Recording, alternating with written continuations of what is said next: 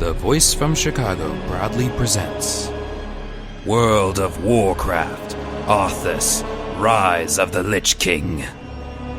Written by Christy Golden. As voiced over by Kyle Headland.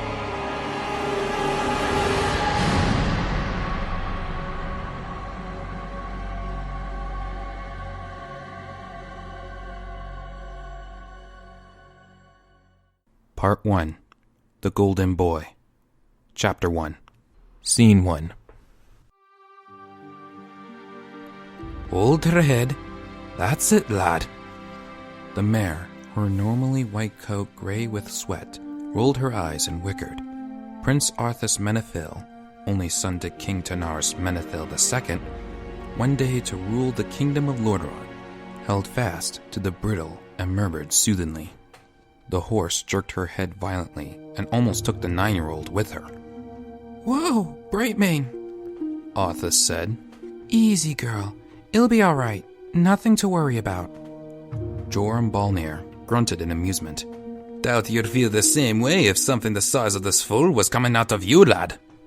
His son, Joram, crouching beside his father and the prince, laughed, and so did Arthas, giggling uncontrollably, even as hot and soggy foam from Brightmane's champing mouth dropped onto his leg. "One more push, girl," Balnir said, moving slowly along the horse's body to where the foal, encased in a shiny shroud-like membrane, was halfway through its journey into the world. Arthas wasn't really supposed to be here, but when he had no lessons, he often sneaked away to the Balnir farmstead to admire the horses Balnir was known for breeding, and to play with his friend, Jiram. Both youths were well aware that a horse breeder's son, even one whose animals were regularly bought as mounts for the royal household, was not a proper companion for a prince. Neither cared much, and thus far none of the adults had put a halt to the friendship. And so it was that he has been here, building forts, throwing snowballs, and playing guards and bandits with Jiram, when Joram had called to the boys to come watch the miracle of birth. The miracle of birth was actually pretty disgusting, Arthas thought. He hadn't realized that there had been so much goo involved. Brightmane grunted and heaved again, her legs held stiff and straight out, and with a sloshy wet sound, her baby entered the world. Her heavy head thumped down into Arthas's lap, and she closed her eyes for a moment. Her sides heaved as she caught her breath. The boy smiled, stroking the damp neck and thick, rough mane, and looked over to where Jiram and his father were attending to the foal. It was chilly in the stables at this time of year, and steam rose faintly from its warm, wet body. With a towel and dry hay, father and son rubbed off the last of the foal's unsettling shroud-like covering, and Arthas felt his face stretching in a grin. Damp, gray, all tangled legs and big eyes, the foal looked around, blinking in the dim lantern light. Those large brown eyes locked with Arthas's. "You're beautiful," Arthas thought, his breath stopping for a moment, and realized that the much-touted miracle of birth really was pretty miraculous. Brightmane began to struggle to her feet. Arthas leaned to his own and pressed back against the wooden walls of the stable so the great animal could turn around without crushing him. Mother and newborn sniffed each other. Then Brightmane grunted and began to bathe her son with her long tongue. "Hey, lad, you're a little bit wasteful there," said Joram. Arthas looked down on himself and his heart sank. He was covered in straw and horse spittle. Arthas shrugged. "Maybe I should jump into a snowbank on my way back to the palace," he offered, grinning.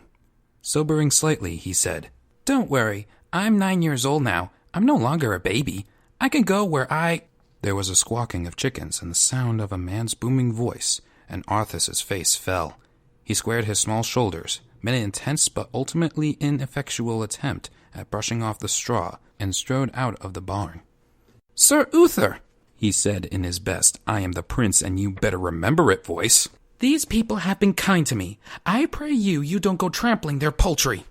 Or their snapdragon beds," he thought, glancing over the snow-covered piles of raised earth where the beautiful blooming flowers that were Vera Balnir's pride and joy would burst forth in a few short months.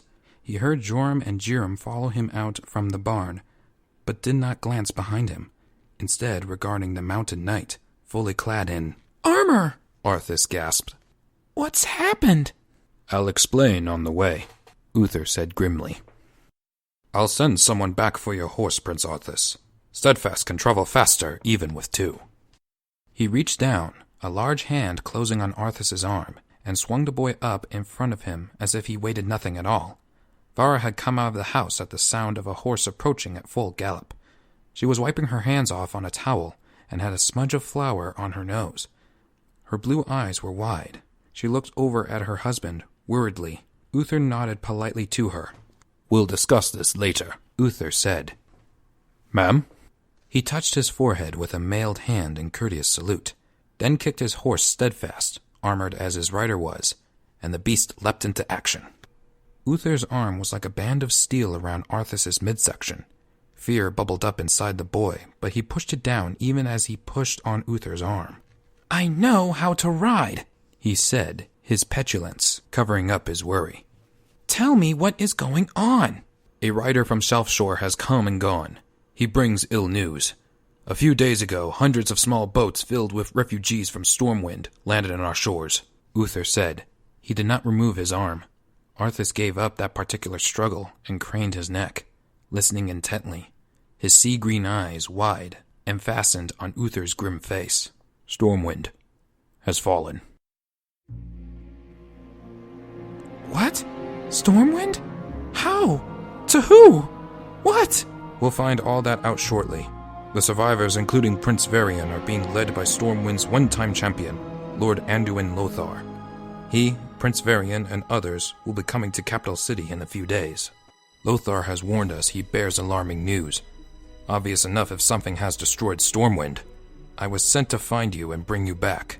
You have no business playing with the common folk at this moment. Stunned, Arthas turned and faced forward again, his hands gripping Steadfast's mane. Stormwind. He had never been there, but he has heard tales about it. It was a mighty place, with great stone walls and beautiful buildings. It had been built with the sturdiest in mind, to withstand the buffering of the fierce winds from which it has taken its name. To think it has fallen. Who or what could be strong enough to take such a city?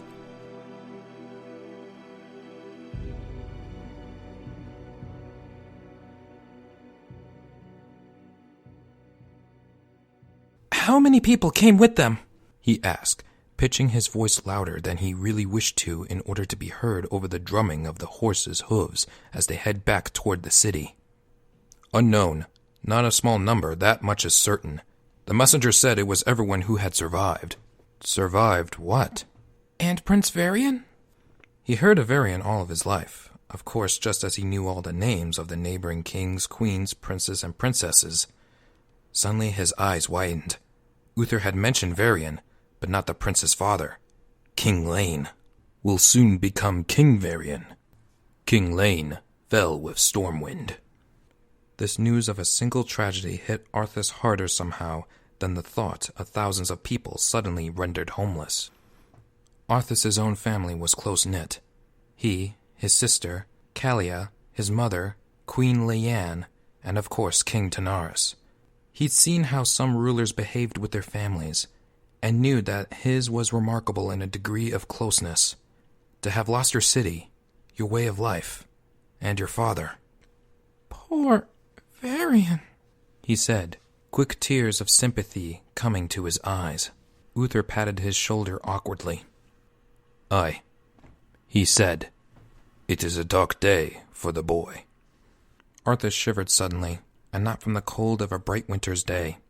The beautiful afternoon, with its blue sky and softly curving snow-draped landscape, had suddenly darkened for him.